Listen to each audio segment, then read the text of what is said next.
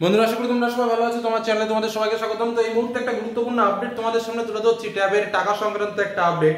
এবছর কিন্তু বিভিন্ন প্রোটেকশনের মধ্যে দিয়ে কিন্তু এই ট্যাবের টাকা দেওয়ার ব্যবস্থা চলেছে, এবং যার মানে সমাধানের জন্য শিক্ষকদেরও যেমন পরিশ্রম করতে হচ্ছে বিভিন্ন প্রক্রিয়ার মধ্যে দিয়ে, একই রকম ভাবে ছাত্রছাত্রীদের উপরেও মানে একটা বিরাট বড় চাপ চলে এসছে। অনেক অনেক ডকুমেন্ট যেটা আগে ছিলই না বলতে গেলে চলে, মানে কিছুই দেওয়া লাগতো না, শুধুমাত্র একটা কাগজে একটা সই করে দিলে হয়ে যেত। সেখানে কিন্তু এবছর যা পরিস্থিতি, তাতে করে আমাদেরও তোমাদের বিষয়টা পরিষ্কার করে বারবার করে বোঝাতে হচ্ছে, বারবার করে বলতে হচ্ছে। তো যাই হোক, এখানে অনেক অনেক বিষয় আছে যে শিক্ষকদের কি করতে হবে, এর কি করতে হবে। তো তোমাদের জন্য স্পেশাল 13টি কাজের কথা বলা হয়েছে, যে কাজগুলো তোমাকে করতে হবে। আমি সেই 13টা কাজ তোমাদের সামনে পরপর করে একদম নাম্বার ওয়াইজ তোমাদের সামনে তুলে ধরবো, যে 13টি কাজ তোমাদের রেডি রাখতে হবে বা করতে হবে, বা এর জন্য যে যাবতীয় বিষয়গুলো তোমাদের লক্ষ্য রাখা উচিত, সেই জিনিসগুলো তোমাকে ঠিক রাখতে হবে। একদম পরপর 1 থেকে 13টা লাইন আমি তোমাদের সামনে ডিটেলস আলোচনা করব, এবং তার ভিতরে যে যে কথাগুলো লেখা রয়েছে এর ব্যতিক্রম হলে তোমরা টাকা পাবে না। পরিষ্কার কথা বুঝে নাও,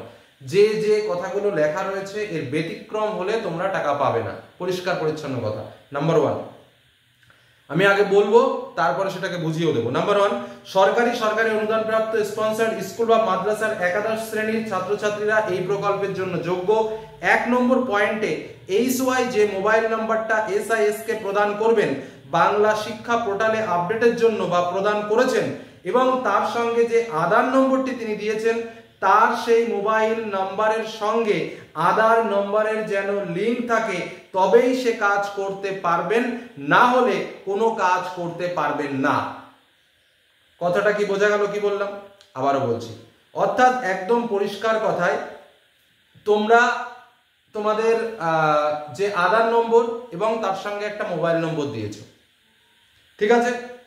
কথাটা ভালোভাবে বুঝবে। HY যে মোবাইল নম্বরটা সিসকে প্রদান করবেন, মানে তুমি যে মোবাইল নম্বরটা দিয়েছো তার সঙ্গে যে আধার নম্বরটি রয়েছে, বা তার সঙ্গে যে আধার নম্বরটি তিনি দিয়েছেন তার সেই মোবাইল নম্বরের সঙ্গে আধার নম্বরের যেন লিঙ্ক থাকে, তবেই সে কাজ করতে পারবেন, না হলে কোনো কাজ করতে পারবেন না। অর্থাৎ পরিষ্কার কথায়, তুমি যে নম্বরটা HM কে দিয়েছো, মানে হেডমাস্টারকে দিয়েছো, হেডমাস্টার সেই নম্বরটাই সিসকে পাঠিয়েছে, সেই নম্বরটা যেন আধার নম্বরের সঙ্গে কানেক্ট থাকে। এবার তোমার কি করণীয় তাহলে? আধার নম্বরের সঙ্গে যে ফোন নম্বরটা কানেক্ট করা রয়েছে, কথাটা খুব ভালোভাবে বুঝবে, সেই ফোন নম্বরটা তোমরা স্কুলে দেবে। বোঝা গেল? আবার বলছি, আধার নাম্বারের সঙ্গে যে ফোন নম্বরটা কানেক্ট করা আছে সেই ফোন নম্বরটা তোমরা স্কুলকে দেবে বা স্কুলের তথ্য আপডেট করবে। বোঝা গেল? অন্য কোনো ফোন নম্বর দেবে না। কারণ এতদিন আমরা যেমন বলেছিলাম কিছু কিছু ক্ষেত্রে যে আধার নম্বর অন্যটা রয়েছে, সমস্যা নেই, শুধু একটা OTP আসবে, না, সেটা হবে না। পরিষ্কার পয়েন্ট কিন্তু স্পষ্ট করে এখানে বলা রয়েছে।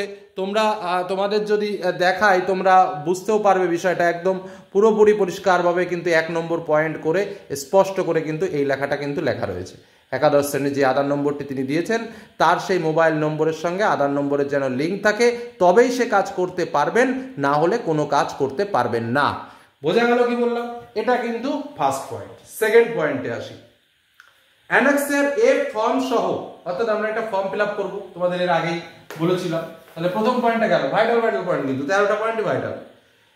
অ্যানেক্সের ফর্ম একটা ফর্ম রয়েছে যেখানে পুরো ব্যাংকের ডিটেলস, তাই বলছে ফর্ম সহ ব্যাংক পাসবুক বা বাতিল চেক বা আধার কার্ড কপি সংগ্রহ জমা দিতে হবে। মানে ওই যে ফর্মটা তোমাদের স্কুল থেকে দিয়েছে অ্যানেক্সের বা অনেক স্কুল শুনলাম যে PDF পাঠিয়ে দিয়েছে, যে যার মতো প্রিন্ট করে নিয়ে আসছে, ওই ফর্মের সঙ্গে ব্যাংকের পাস বই, কি বললাম, ব্যাংকের পাস বই কিন্তু দিতে হবে, এবং আধার কার্ডের কপিও কিন্তু ওই ইসের সঙ্গে পিন আপ করে জমা দিতে হবে। অ্যানেক্সিয়ার এপে, কথাটা খুব ভালোভাবে বুঝবে, যে ফর্মটা দেওয়া হবে, যে মোবাইল নম্বরটি দেওয়া হবে ওখানে 2টো নম্বর লেখার জায়গা আছে। ফর্মে কিন্তু 2টো নম্বর লেখার জায়গা আছে। গার্জিয়ান এবং স্টুডেন্ট অবশ্যই, মানে একটা গার্জিয়ান একটা স্টুডেন্টের চেষ্টা করা হবে একটাই ফোন নম্বর নেওয়ার জন্য, এবং সেটা গার্জিয়ানের ঘরে থাকবে। অর্থাৎ এই যে আধারের সঙ্গে যে নম্বরটা কানেক্ট করা আছে সেই নম্বরটা নিশ্চয়ই তোমার গার্জিয়ানের নম্বর, তো সেই নম্বরটা প্রথমে দেবে বা ওই নম্বরটা যেন ন্যূনতম থাকে। দেখেছো অবস্থা কোথায়? প্রথমটা গার্জিয়ানের ফোন নম্বরটা যেন থাকে। আচ্ছা, তার সঙ্গে কি বলেছে, সেই ফোন নম্বর যেন স্টুডেন্টের আধারের সঙ্গে লিঙ্ক থাকে, না হলে কিন্তু স্টুডেন্ট কোনো কিছু ভেরিফাই করতে পারবে না তার আইডি আর ওটিপি দিয়ে। বোঝা গেল? সেকেন্ড পয়েন্ট আমি দেখিয়ে দিই তোমাদের সামনে, তো ডেমনস্ট্রেশন না দেখালে ভালো লাগে না। আমাদের কাছে যে তথ্যগুলো আসে একদম ভাইটাল তথ্য, দেখেছো? একদম 2 নম্বর পয়েন্ট, চেষ্টা করা হবে সেখানে একটাই ফোন নম্বর নেওয়ার জন্য এবং সেটা গার্জিয়ানের ঘরে থাকবে, একদম স্পষ্ট করে দেওয়া রয়েছে। আরও কি বলছে একটুখানি দেখে নাও। স্টুডেন্টের আধারের সঙ্গে লিঙ্ক থাকে, না হলে কিন্তু স্টুডেন্ট কোনো কিছু ভেরিফাই করতে পারবে না তার আইডি আর ওটিপি দিয়ে। ঠিক আছে, এই হলো আমাদের সেকেন্ড পয়েন্ট। বোঝা গেল? 3 নম্বর, তাহলে এটাও কিন্তু একটা ভাইটাল ইম্পর্টেন্ট বিষয়, মোবাইল নম্বর। 3 নম্বর, বৈধ সচল ইউনিক অ্যাকাউন্ট থাকা আবশ্যক। অ্যাকাউন্ট নম্বরটি অবশ্যই ছাত্র বা ছাত্রীর নামে হতে হবে, জয়েন্ট অ্যাকাউন্ট এও এসব কিছু হবে না। 4 নম্বর, ব্যাংকের শাখা অবশ্যই পশ্চিমবঙ্গের হতে হবে এবং আরবিআই অনুমোদিত। 5 নম্বর, প্রতিটি স্টুডেন্ট যেই মুহূর্তে প্রথম পর্যায়ে স্কুল থেকে নট আপডেট লিস্ট আপডেট করার চেষ্টা করবে বা আপডেট করবেন, সঙ্গে সঙ্গে স্টুডেন্টের মোবাইলে প্রথম লিংক যাবে, সেটাকে সে ভেরিফাই করে ইয়েস অথবা নো বলবে। যে কোনো লেভেল থেকে কোনো আপডেট হলেই স্টুডেন্টের আধার সংযুক্ত মোবাইল নম্বরে ছাত্রছাত্রীরা SMS পাবে। Vital point. অর্থাৎ যখনই আপডেট হবে, আপডেট হওয়ার সঙ্গে সঙ্গে তোমার মোবাইলে একটা SMS যাবে, ইয়েস অর নো। তোমাকে সেটা ভেরিফাই করতে হবে যে তোমার সমস্ত কিছু ঠিকঠাক আছে কিনা। যদি ঠিকঠাক থাকে তাহলে তুমি ইয়েস করলে, যখনই ইয়েস করলে তখন সেটা পরবর্তী স্টেপে চলে গেল। আর যদি নো করো তাহলে আবার ফেরত এসে আবার ঠিকঠাক করে করো। সুন্দর সিস্টেম, কিন্তু প্রসেসিং এ অনেক সমস্যা। তো যাই হোক, তাহলে কি বলছে আবার বুঝে নাও। প্রতিটি স্টুডেন্ট যেই মুহূর্তে প্রথম পর্যায়ে স্কুল থেকে নট আপডেট লিস্ট আপডেট করার চেষ্টা করবে, স্কুল থেকে এটা করবে এবং তোমার মোবাইলে একটা লিংক যাবে, সেটাকে তোমাকে ভেরিফাই করতে হবে। ওই যে নম্বর দিয়েছো সেই নম্বরেই কিন্তু সমস্ত কিছু হবে। লিংক যাবে, সেটাকে সে ভেরিফাই করে ইয়েস অথবা নো বলবে এবং যে কোনো লেভেল থেকে কোনো আপডেট হলে স্টুডেন্টের আধার সংযুক্ত মোবাইল নাম্বারে ছাত্রছাত্রীরা SMS পাবে। হলো 6 নম্বর, স্ক্রল শিটে স্বাক্ষর করে যাচাইয়ের পর আরো আপডেট হলে আবার SMS পাবে। একটা নয়, একাধিকবার তোমরা SMS পাবে। NCPI যাচাই হলে তথ্য পরিবর্তন যোগ্য থাকবে না। এরপর যখন NPCI ওটাকে টেস্টিং করবে তারপরে কিন্তু আর তথ্য চেঞ্জ করা যাবে না। 8 নম্বর পয়েন্ট, NPCI মারফত যাচাই করার পরে অ্যাকাউন্টগত কোনো তথ্যের ভুল থাকলে বিদ্যালয় সংশ্লিষ্ট শিক্ষার্থীর সকল অরিজিনাল কাগজ সহ SIS অফিসে জমা করবে এবং SIS এর লগইন দিয়ে সংশ্লিষ্ট তথ্যটি সঠিকভাবে সাবমিট করার ব্যবস্থা করবে। এটা তোমাদের কাজ না, এটা। আচ্ছা, আধার এবং মোবাইল নম্বর বাধ্যতামূলক। 9 নম্বর পয়েন্টে বলছে। 10 নম্বর পয়েন্টে বলছে ছাত্রছাত্রীরা তাদের মোবাইল পাওয়া লিংকে গিয়ে মোবাইল ওটিপি দিয়ে সেলফ ডিক্লারেশন পোর্টালে লগইন করে তথ্য যাচাই করবে।